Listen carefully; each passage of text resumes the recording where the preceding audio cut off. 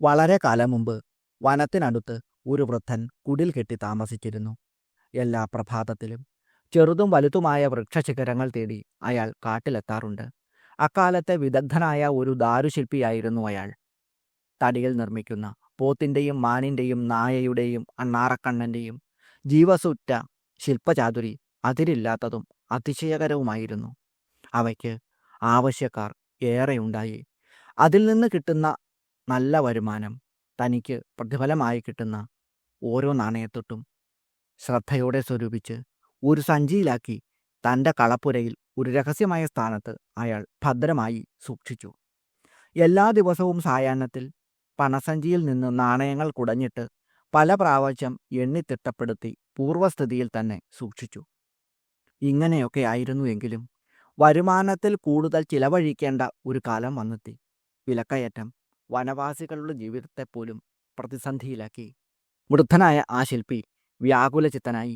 ഓരോ നിമിഷവും അയാളുടെ ആകാംക്ഷ വർദ്ധിച്ചു. തൻ്റെ പണം മുഴുവൻ നഷ്ടപ്പെട്ടു പോകുന്നതായി അയാൾ ഭയന്നു. കാറ്റാഞ്ഞടിക്കുന്ന ഒരു രാത്രി അയാൾ ഒരു ഭീകരമായ സ്വപ്നം കണ്ടു. തൻ്റെ സഞ്ചിയിൽ സൂക്ഷിച്ചിരുന്ന നാണയങ്ങൾ അയാളുമായി സംസാരിക്കുന്നു. "ഞങ്ങൾക്ക് ബോറടിക്കുന്നു. നിങ്ങൾ എല്ലാ രാത്രിയിലും ഞങ്ങളെ ആവർത്തിച്ച് എണ്ണി തിട്ടപ്പെടുത്തുന്നു.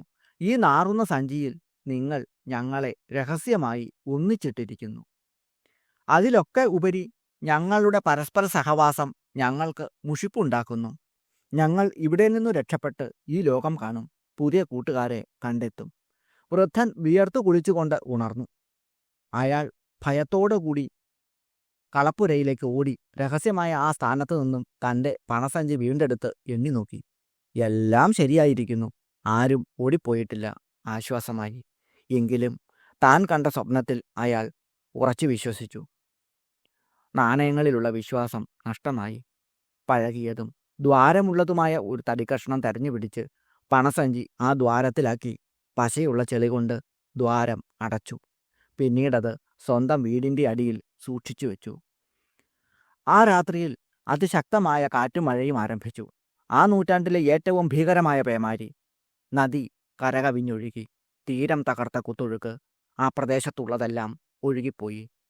ഒരിക്കലും ഒഴുകിപ്പോകില്ല എന്ന് കരുതുന്ന വസ്തുവകകൾ കൂടി അപ്രത്യക്ഷമായി. പ്രഭാതം പൊട്ടിവിടർന്നപ്പോൾ വൃദ്ധൻ സ്തംഭിച്ചുപോയി. പ്രദേശം മുഴുവൻ വിജനം. ഒന്നും ബാക്കിയില്ല. ആ വൃദ്ധൻ മുക്കും മൂലയും കുഴികളും അരിച്ചു പെറുക്കി നോക്കി. തൻ്റെ രഹസ്യമായ സമ്പാദ്യം ഒലിച്ചു പോയിരിക്കുന്നു. എന്തു ചെയ്യണം എന്നറിയാതെ അയാൾ പകച്ചു നോക്കി. ആർക്കറിയാം, ആ നാണയങ്ങൾ പുതിയ കൂട്ടുകാരെ തേടിപ്പോയതാവാം. പ്രണവപ്രകാശത്തിൻ്റെ പുതിയ ഒരു അധ്യായത്തിലേക്ക് എല്ലാവർക്കും സ്വാഗതം. മഹീരുഹസ്തേം ഗരുഹ പ്രഭാതം വസനം തവ ഭൂതം ഭവത് ഭവിഷ്യശ്ച നിത്യം ച തവ വിഗ്രഹം. ലോകമാതാവായ എൻ്റെ അമ്മേ, മഹീരുഹങ്ങൾ അമ്മേ, അവിടുത്തെ അംഗരുഹങ്ങളാകുന്നു. പ്രഭാതം എൻ്റെ അമ്മേ, അവിടുത്തെ വസ്ത്രമാകുന്നു. ഭൂതം, ഭാവി, ഭവിഷ്യം എന്നിവയും ഈ വിഭജനത്തിൽ ഉൾപ്പെടാതെ നിത്യമായിട്ടുള്ളവയും അമ്മയുടെ വിഗ്രഹമാകുന്നു. മഹീരുഹങ്ങൾ ഭൂമിയിൽ മുളച്ചുണ്ടാകുന്ന വൃക്ഷങ്ങളാണ്. അവ അമ്മയുടെ അംഗരുഹങ്ങളാണ്. അതായത് അമ്മയുടെ ശരീരത്തിൽ മുളയ്ക്കുന്ന രോമങ്ങളാണ് വൃക്ഷങ്ങൾ. പ്രഭാതമാണ് അമ്മയുടെ വസ്ത്രം. ഓരോ ദിവസവും വസ്ത്രം മാറുന്നു. അതുപോലെ പുതിയ പുതിയ പ്രഭാതങ്ങൾ ഉണ്ടായിക്കൊണ്ടുമിരിക്കുന്നു. ഒരു ദിവസം പോലെ വേറെ ഒരു ദിവസം ഉണ്ടാകുന്നില്ലല്ലോ. അങ്ങനെ ഇവിടെ അമ്മയെ കാലത്തിൻ്റെ സ്വരൂപമായി അതിമനോഹരമായി അവതരിപ്പിച്ചിരിക്കുന്നു. കഴിഞ്ഞതും ഇപ്പോൾ ഉണ്ടായിക്കൊണ്ടിരിക്കുന്നതും ഇനി വരാനിരിക്കുന്നതും ഇതിലൊന്നും പെടാതെ നിത്യമായിട്ടുള്ളതും അമ്മേ, അവിടുത്തെ വിഗ്രഹം തന്നെയാണ്. ഭൂതം എന്നാൽ ഭവിച്ചത്, അതായത് ഉണ്ടായിക്കഴിഞ്ഞത്. ഭവത് ഭവിച്ചുകൊണ്ടിരിക്കുന്നത്. ഭവിഷ്യം ഉണ്ടാകാൻ പോകുന്നത്. നിത്യം ആദിയും അന്തവും ഇല്ലാത്തത്. അതായത് ശാശ്വതമായത്. കാലത്തിൻ്റെ ഏതെങ്കിലും ഒരു ബിന്ദുവിൽ നിന്നുകൊണ്ട് മാത്രമേ നമുക്ക് കാലത്തെ അളക്കുവാൻ കഴിയൂ. മുമ്പുണ്ടായത്, ഉണ്ടായിക്കൊണ്ടിരിക്കുന്നത്, ഉണ്ടാകാൻ പോകുന്നത് എന്ന് കാലത്തെ മൂന്നായി തിരിക്കുന്നു. ഭൂതഭാവി വർത്തമാനങ്ങളായി കാലത്തിന് അപ്പുറത്ത് നിത്യമായ ആദിയും അന്തവുമില്ലാത്ത ഒരു ചൈതന്യവിശേഷം. അതിനെ ബ്രഹ്മം എന്നോ പരാശക്തി എന്നോ വിളിക്കാം. നിത്യമായ ആ ബ്രഹ്മസ്വരൂപവും ഉണ്ടായതും ഉണ്ടാകുന്നതും ഉണ്ടാകാൻ പോകുന്നതുമായ എല്ലാം എൻ്റെ അമ്മേ അവിടുത്തെ വിഗ്രഹമാകുന്നു. ഓം ശ്രീ ലളിതാംബികായൈ നമഃ. ഓം ബ്രഹ്മാദ്യാകാരഭേദേന യാ ഭിന്നാ കർമ്മസാക്ഷിണി ഭാസ്വതീശ്വരശക്തി സാ സന്ധ്യേത്യഭിഹിതാ ബുധൈഃ. പ്രകാശസ്വരൂപിണിയും കർമ്മസാക്ഷിണിയും ഈശ്വരൻ്റെ ശക്തിയുമായിട്ടുള്ളവളും ബ്രഹ്മത്തിൽ നിന്ന് വ്യത്യസ്തമല്ലാത്തവളുമായ ശക്തിയെ ജ്ഞാനികൾ സന്ധ്യ എന്ന് പറയുന്നു. ഭരദ്വാജ സ്മൃതിയിലെ ഒരു ശ്ലോകമാണ് ഇത്. ലളിതാ സഹസ്രനാമത്തിലെ 422 നാമമന്ത്രമാണ് സന്ധ്യ. സം എന്ന് പറഞ്ഞാൽ സമ്യക്ക്, ഉത്തമമായി. ധ്യാനിക്കുന്ന, ഉത്തമമായി ധ്യാനിക്കുന്ന സമയമായതുകൊണ്ട് സന്ധ്യ എന്ന് ഒരു നിർവചനമുണ്ട്. അതുപോലെ പകലും രാവും ചേരുന്ന സൂര്യനക്ഷത്രാദികൾ ഒന്നും ഇല്ലാത്ത സമയമാണ് സന്ധ്യ എന്നും, പൂർണ്ണമായും ഇരുട്ട് നീങ്ങാത്തതും എന്നാൽ തികച്ചും വെളിച്ചം വരാത്തതുമായ കാലമാണ് സന്ധ്യ എന്നും പറയുന്നു. ഈ സമയത്ത് ദൃശ്യമാകുന്ന ദേവിയാണ് സന്ധ്യാദേവി. സൂര്യനിലൂടെ കാണപ്പെടുന്ന ബ്രഹ്മശക്തി കൂടിയാണ് സന്ധ്യ. അത് ലോകത്തെ ദൃശ്യമാക്കുന്നു, നിലനിർത്തുന്നു, മറയ്ക്കുന്നു. സന്ധ്യാനേരത്ത് കാണപ്പെടുന്നതുകൊണ്ട് അമ്മയെ സന്ധ്യ എന്ന് പറയുന്നു. ലോകങ്ങൾക്കെല്ലാം കാരണവും മായയ്ക്ക് അതീതവും അവയവങ്ങളൊന്നുമില്ലാത്തതും ജീവൻ, ഈശ്വരൻ, പ്രകൃതി എന്നീ 3 തത്വങ്ങളിൽ നിന്ന് ഉത്ഭവിച്ചിട്ടുള്ളതുമായ ശക്തിയാണ് സന്ധ്യ. സന്ധ്യേതി സൂര്യഗം ബ്രഹ്മ സന്ധ്യാനാദവിഭാഗത ബ്രഹ്മാദ്യൈ സകലൈർഭൂതൈസ്തദംശൈ സച്ചിദാത്മന തസ്യ ദാസോഹമസ്മീതി സോഹമസ്മീതി യാമതി ഭവേദ് ഉപാസകസ്യേതി ഹേവം വേദവിദോ വിദുഃ. സൂര്യനിൽ സ്ഥിതി ചെയ്യുന്ന ബ്രഹ്മം തന്നെയാണ് സന്ധ്യ. ബ്രഹ്മാദികളായ സകല ഭൂതങ്ങളുടെയും അംശമായ അതിനെ താൻ തന്നെയാണ് എന്നോ അല്ലെങ്കിൽ ഞാൻ അതിൻ്റെ ദാസൻ ആണ് എന്നോ ഉള്ള ഭാവനയിൽ ഉപാസിക്കേണ്ടതാണ് എന്ന് വേദജ്ഞന്മാർ പറയുന്നു. മഹാഭാരതത്തിലെ ഈ ശ്ലോകങ്ങളുടെ അർത്ഥം ഇതാണ്. കാളികാ പുരാണത്തിൽ സന്ധ്യയെക്കുറിച്ച് ഇപ്രകാരം പറഞ്ഞിട്ടുണ്ട്.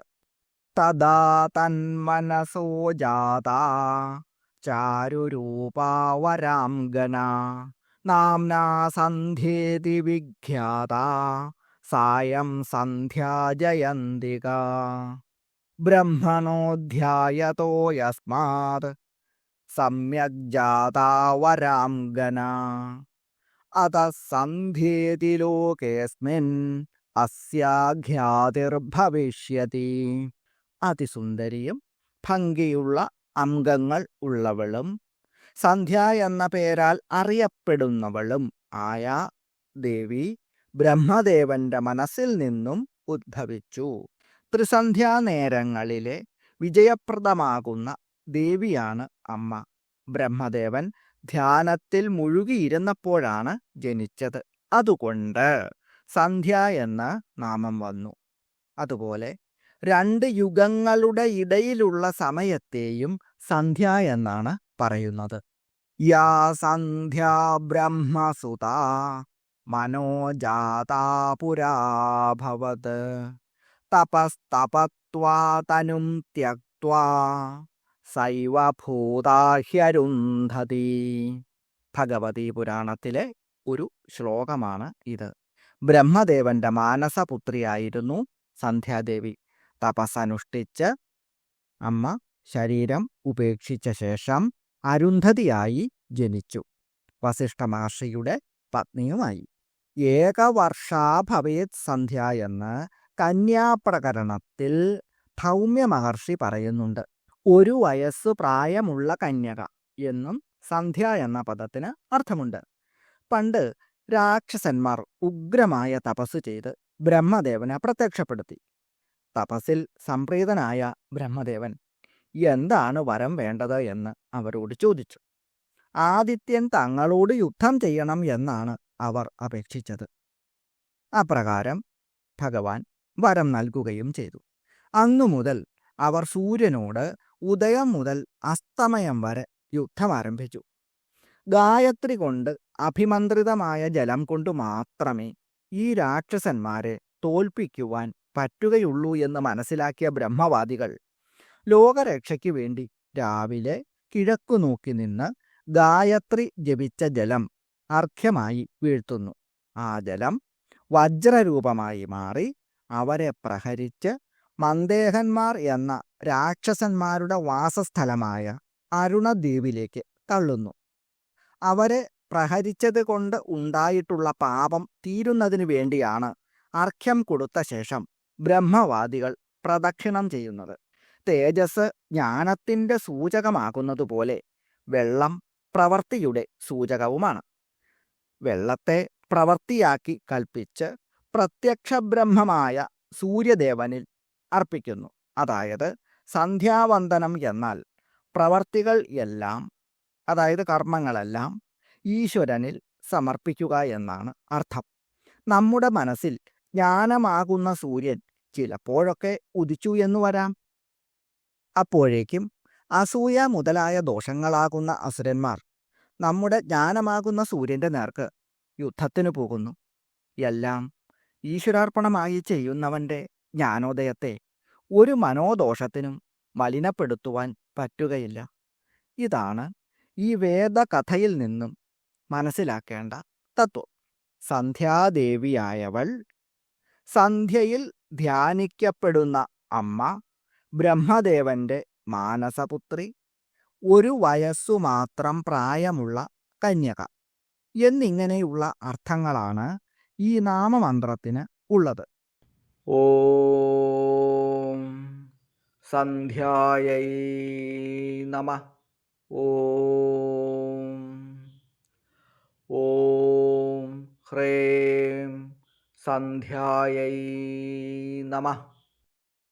സന്ധ്യാനേരത്ത് ഈ മന്ത്രം ജപിക്കുന്നവർക്ക് സമസ്ത ദോഷങ്ങളും മാറി സുഖവും സന്തോഷവും ലഭിക്കുന്നതാണ്. ആദിശക്തിയായ ശ്രീ മഹാദേവി എല്ലാവരെയും അനുഗ്രഹിക്കട്ടെ എന്ന് പ്രാർത്ഥിച്ചുകൊണ്ട് നിർത്തുന്നു. നന്ദി, നമസ്കാരം.